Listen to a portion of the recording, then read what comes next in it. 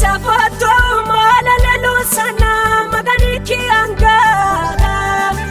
alalite bato kinchu afushena kwani dore kanara afegalo tota maganiki kalo habise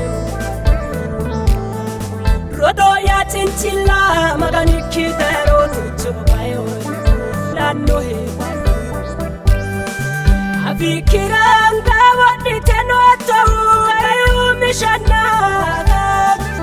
Dito Duntani, Maganogato, Imi Ulana,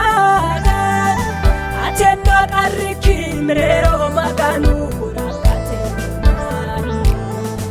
Atelera Erre, Ilala, Lavio, Yatintika, Maganu Alpanu, Kishima,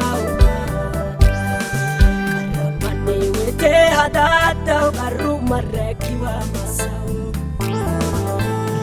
Niwete hadata diku etnakiwa isao Keni no halo magano golete toteno asao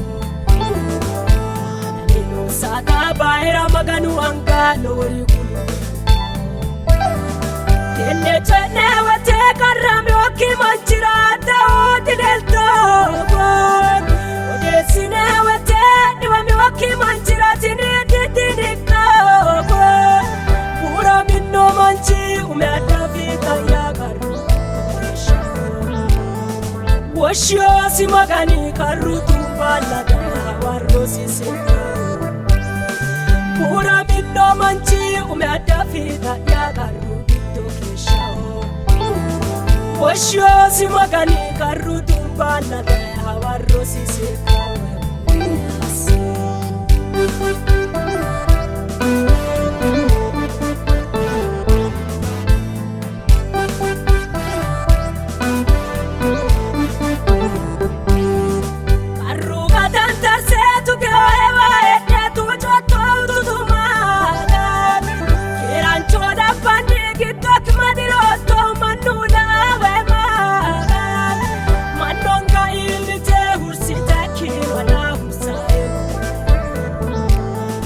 Maganula do kitina bila to kalpati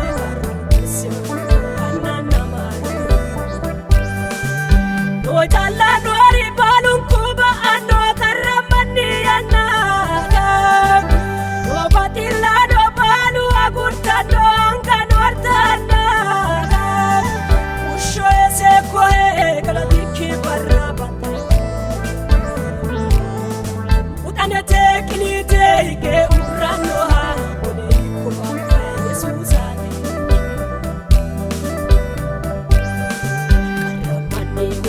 Hadata garu marekiwa masao Mane wete hadata diku etnekiwa isao Keni no halo magano golete toteno asao Nino saka baira maganu angalo yukulu Tene chene wate karami wakimanchirata otilelto Odesine wate niwami wakimanchirati nitinika Pura minno manchi umeadavita ya garu Washio si magani karutu balada warosi seka Pura minno manchi umeadavita ya garu